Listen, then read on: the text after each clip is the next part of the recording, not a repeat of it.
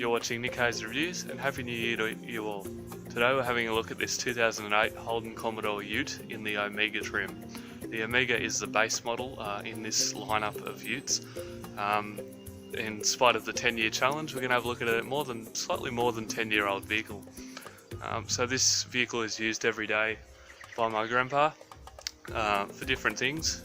Runabout sort of Ute, holds all tools and things as he is a tradesman. So let's have a look at it. Now before we get into the review, you would have noticed the new intro at the start. I've changed a few things up this year. There's plenty more exciting content to come after this one, so yeah, let's get into this anyways. Now I haven't washed this car at all. I've left it in its form that it's normally in to show you how it's used throughout its life. So let's start off. At the front here we've got halogen pretty much everything. High beams are on, they're all a halogen bulb. Halogen turn signal over here, that's a low beam and that's your high beam there. There's no fog lights in this particular model. I think on the higher up models you could get them, but there's none here. Got a yellow number plate showing you how old the vehicle is. And a nice touch here with the chrome and the going around the Holden logo. Same story over here with the halogen headlights. Now it does look like these are air pass-throughs. I don't think down here it doesn't feel like it, but it could be. You got a nice big wide bonnet here. These are not automatic wipers, but they do have an intermittent setting, and the washer is actually on the thing here rather than it being down on the bonnet where on my car and other cars. Getting along to the side here, you will notice that this vehicle is mostly stock, but the only thing that's been added by the previous owner are these alloy wheels. We're looking at 245 45 R18, so they're 18-inch wheels. You don't find these normally on the Omega trim. You normally see just the plain wheels without any hubcaps, so these have been added later in their lifetime. At the side here we've got another halogen turn signal here, so you can see from the side. You've got black mirrors, black plastic in the base model. On higher models you probably get body colour and probably chrome door handles on higher models as well. Talking about chrome, probably you would here as well on the higher model get chrome around the window, but this one being the base model, it's just plastic. Got a nice little aftermarket roof rack here. It's been added by the previous owner. This here, we got the soft cover. It's a tonneau cover here. Now, you know, it's a bit dusty, but it cleans up and looks quite nice. Same wheels on the back there. Getting around to the back, this is all halogen here. It's hard to see in the daytime. I'll try covering it up a bit, but it still doesn't really help. It's a halogen brake light up here, reverse lights in here, and then the turn signals here, and then another sort of nighttime lights there. So yeah. Along the back we've got a little bar down the bottom there. That's been added. My grandpa put that on a few years ago. He brought this truck in 2012 off McGrath Holden at Sutherland. But the previous owner did take quite good care of it and optioned in the tow bar, so we put this on because he's quite often carrying longer objects that hang out quite a bit more, so having this here sort of holds him up a bit rather than I'm sort of leaning down towards the back. Holden logo here, Omega. It doesn't say Commodore or Ute or anything on it. It's based off the Commodore though. Now if I pull this up, which it's a little bit difficult to do sometimes, you should be able to do it. You can see in there's all the tools and things. There's a little handle out the back here. You pull that and the back would fold down. The cover's on. Here we go. That folds down. Now it's quite heavy and you've got to be careful otherwise it slams. But you've got a nice little sitting area here. So yeah, and it's on these little things here as well, so it's not going to go anywhere. And I can stand up and show you how strong it is. I'm jumping and it's not going anywhere. Plenty of room in the back. An aftermarket carpet has been installed just for added safety at the bottom there. my grandpa would rather not have it all scuffed up when he comes to sell it. So he put that there to protect the original floor over time. And this clicks in when you push it up. It is quite heavy, but there you go. And this little soft tonneau cover grips in at the side. You push it, there's like this little line going along there, and it just pretty much clips in. It does take a bit of force, but it gets there eventually. The back as well. Same idea, except it doesn't want to go in. There we go, got it. So that's how it goes in that little line there. It does require a bit of force on it to get it to fully go in. You get the same rear lights here as well. My grandpa added these little hooks so you can put ropes and things there. There's two on either side, so that's just something that he's added. Little fuel cap here. This takes regular unleaded fuel, so nothing special. Another wheel there, same sort of style as all the others. As I mentioned, they were added afterwards. And the same there, another turn signal as well. We've got like a little wind cover here, so you can have the window up open a bit and still not have any water come in. That's quite a handy little feature really, but I don't know, it sticks out a bit. It's not the best looking. Another black mirror here as well.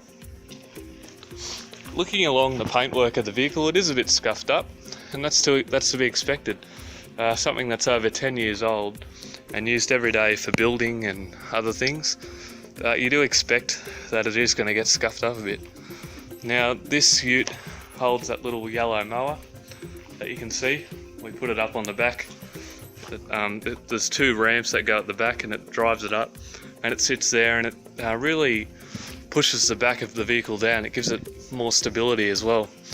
When you're driving it without the mower, it sort of feels a bit not very planted on the road, but it does feel a lot better with that on the back there. So yeah, so that's pretty much all for the exterior. There's no sunroof, no fog lights, no headlight washers, nothing really special. It's just your basic everyday ute, and it does what it's meant to do. You know, we've had this since 2012 now, and have been quite happy with it. We had another Holden Rodeo before this, but of course the Rodeo was discontinued, so this was its replacement. But let's have a look in the inside now, so let's get into it. Here we are. And let's get into it. Starting at the door here, got your air vents here. It's funny that they are actually on the door, but that's alright. You can see it sort of goes through there. The air comes out like that. Now I'm just going to turn these lights off because I don't need them. The door handle here is plastic again. This is some sort of fabric here. Soft touch here. Hard scratchy stuff here. And an interesting material up the top here. I can't really explain what it is, but it feels alright. It's a bit dirty at the moment, but apart from that, it's alright. There is a speaker here now. The sound system leaves something to be desired in this vehicle, but anyways, it does what it's meant to do. In the middle here, we've got our plastic Holden steering wheel. There's no leather, of course. This is a very bare bones vehicle, and that's okay. It doesn't need to be anything special, but it does what it's meant to do. Got the light controls over here now. I actually think I prefer them like this. I know on my Honda it's on the stalk where the blinkers are. It's on here in my car. I think it's better here anyways. Easy just to, turn that. But anyways, it's got automatic headlights actually, which is something that's quite good. My car does not have that. These little buttons here, that's for your odometer brightness. That's up and that's down, of course. Let's take a quick look at the key while we're here. Very basic.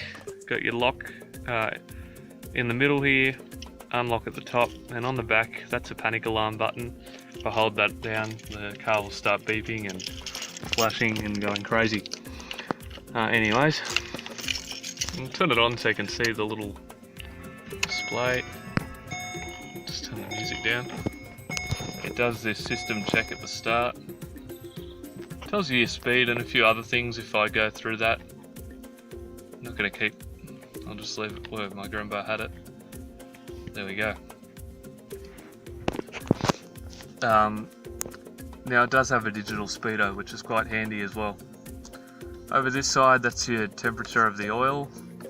Here is your tachometer, digital speedo. These two little circles here are for your indicators. If I turn that on, you see them start flashing.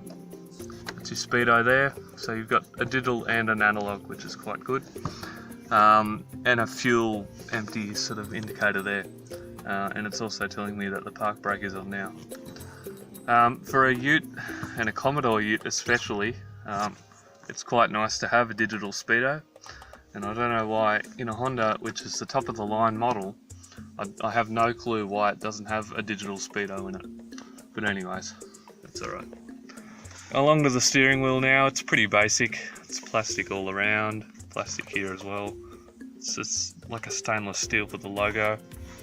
This is to change your channel, so you can go through like that. Audio, that changes to AM and CD and all that, aux and yeah, FM and all that. The trip button here, sorry, does that little display in there, that one there, so that's what that does. It's got a phone button here and it doesn't seem to work. We've tried pushing it several times but can't get anything out of it, so I don't know. There's a mute button here as well and a volume button, and you can hear that come on when I push. It's like a little slider, so rather than a button. So that's how that works. Anyways, along here, this is your wipers. Pull them towards you, it'll start spraying like that. As you can see, it comes out of the wipers and not a little circle on the bonnet there, but that's a little bit different. But anyways, push it down once, you get your intermittent, slow speed and high speed like that, and push them back, they don't do anything. This little bit here is your intermittent setting, so you can adjust it to be sensitive or less sensitive and all that. So that's how that works. Along here, this is all your cruise control stuff. Now it's a bit hard to see with the steering wheel in the way, but you can see how that works there. You turn it on and off at the side here, this little button here. This here adjusts the speed, so if you want to go slower, push it down, higher is up. It's also the blinkers, so that's the left blinker, right blinker, high beams, and hold the high beams. So that's how that works. Now getting to the middle here, this is where everything is controlled. There's plenty of buttons here, there's no shortage of buttons. Got this little display here which shows you what radio station you're listening to.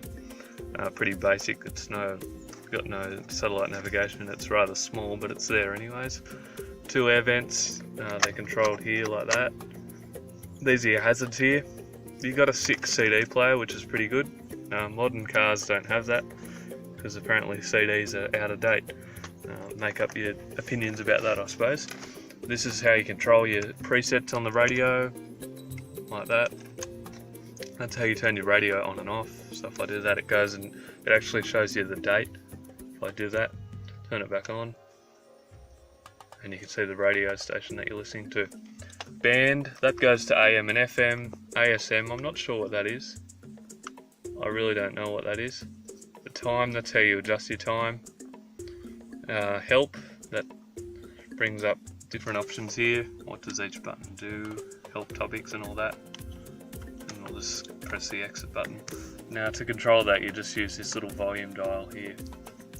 This goes through all your different radio stations here as well, and tracks on CDs and stuff. That's how you get it to CD mode. You can pause the CD, mute the speakers altogether, and you got an aux port here, which is pretty good. My car doesn't have that. Again, Honda, why? Why is that the case? But anyways, now that controls the air there, and your rear demister. I'm surprised that a Ute has one, but anyways, it works. Here is your temperature controls. It's just an analog one, so you put that to hot and that's cold, and push that for the AC to come on as well. This far right button here, this turns to show where you want the air to come from. That's pointing at your head. That's pointing at your feet and your head. Pointing at your feet. That puts the feet and the front demister on, and just the front demister, so you can do that. This is to recirculate the air there as well, so it just pushes on like that. Plenty of keys here and a few little buttons. That's your traction control and stability control here. Now that's part of the vehicle's great features. You've got plenty of room to store your stuff. Now this is used every day by my grandpa, who is a builder. He keeps all his stuff in here, as you can see on the floor. Now I don't want to show too much of that, but anyways, that's what he sort of does. All the keys and things are in there, and yeah. This is your little shifter here: park, reverse, neutral, drive, gear 3, gear 2 and gear 1. So you just put your finger on the button behind it, pull it back and you get into gear. This here, this is your park brake. Now it's on at the moment. When you put your foot on the brake, you can push that button in and push it down and it'll turn off. Here we've got a lock button. That locks all the doors. Unlock. There's your mirror controls here, so electric mirrors. And electric windows as well, so if I do that, you'll see it go up. Now that's pretty good for a ute like this, especially a Commodore Ute. And put it back down, and there we go. This is where your cup holders are here. Now there's stuff in there at the moment. As I said, my grandpa is a builder and he needs every bit of space in this vehicle, because there's so much that needs to be done. Tools and remotes and things. It's all, all there. In here there's a few other things. I'm not going to go through that. There's a 12 volt in there as well, which is pretty good. Now this isn't working the way it should. It doesn't hold itself up, so once you let it go, it slams down like that. My grandpa's installed a little shelf in the back here as well, with a few different things on it. So yeah. Now the seats, they're pretty basic. They're just fabric, and they're a little bit dirty, but I can clean them up pretty easily. This seat, the passenger seat, is all manual adjustment. There's no automatic at all. A rather firm headrest, and yeah, pretty basic, and yeah, overall. Anyways, now the seats don't fold down. They do go forward a bit using a little dial that's down the side there. It's a bit hard to see. And to move them back and forward, there's this little bar here, so that's how that works anyways. The driver's seat, however, does have a partly electric system. There's a little button down here. Now it's a bit hard to see, but it does move the seat back and forward and up and down. So that's what that's for. It's pretty good. So overall, it's a basic cabin, but it does what it needs to do. You got a little storage box here as well. There's plenty of stuff in there as well, and it won't close because I've moved that. This is your little manual as well. V6 LPG and V8 engines. That's just a service booklet. It's a VE Commodore, so that's what this is based off. On the other side as well, that's pretty much the exact same as the driver door, so I won't go over that too much. You got another speaker there. I'm pretty sure there's only 2 speakers in this car, maybe 4, but they're not particularly inspiring in terms of their sound. I will give you a bit of a sample. Now we're listening to Smooth 95.3, and we'll just turn it up a bit, and I'm only going to play a little bit just for copyright reasons, so let's turn it up.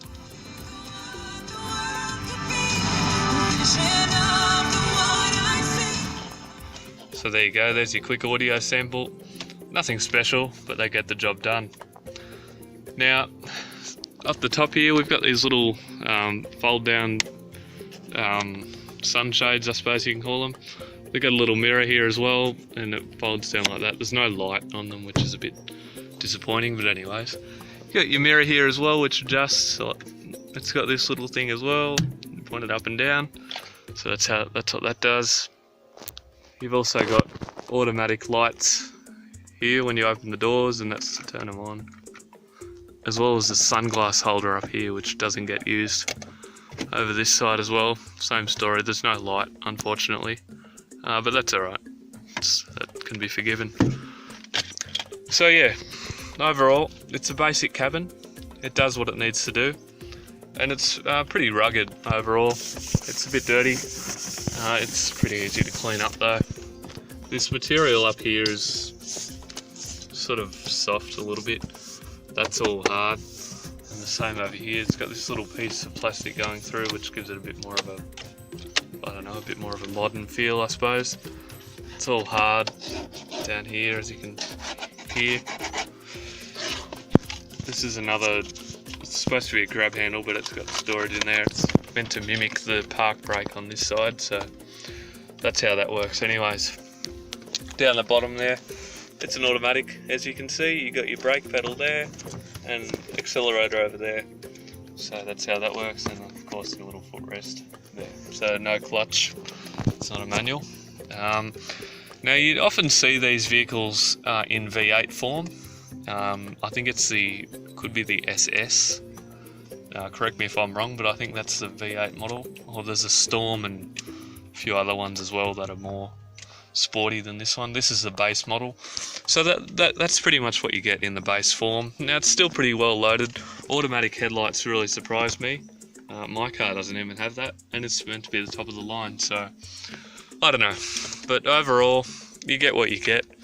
It's over 11 years old, and to be honest, until the final Commodore Ute was made, the interior really didn't change that much. They added a little infotainment screen here and changed reworked a few of things anyways, but overall the exterior design of this Ute really didn't change for the many years that it was on sale.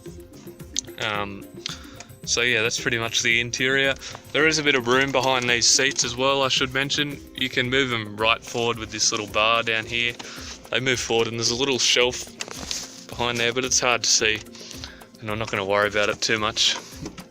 As you can see, you just pull that bar up, it goes up like that, and then you pull the seat forward, so that's how that works.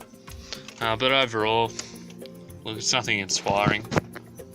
If I turn the car on, you can hear the sound of it.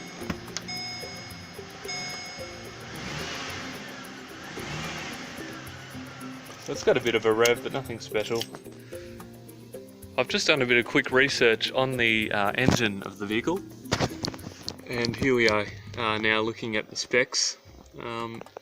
So it's a 3-litre V6 with a maximum power figure of 190 kilowatts, with a maximum torque figure of 290 newton meters. Fuel consumption is rated at 10.9 litres per 100 kilometres, and it's got a fuel tank capacity of 73 litres, taking regular unleaded petrol. The engine capacity, as it says, is a 2,997cc. Now scrolling up here, that's a picture of a higher grade model. It's 2 doors, 2 seats, V6 3-litre with a 6-speed auto. You can see that. As I mentioned, 10.9 litres per 100 kilometres, 5-star NCAP safety rating, and a 3-year warranty on this particular vehicle when it was new. So they're the specifications. I should have done the research beforehand, but anyways, there you go. So yeah. So thanks for watching the video. I hope you've enjoyed it, and I hope that you'll be sure to look out for the next few that are coming very soon. I've been in touch with some dealerships lately to film some of their brand new vehicles. So the videos for those should be out in probably a couple of weeks.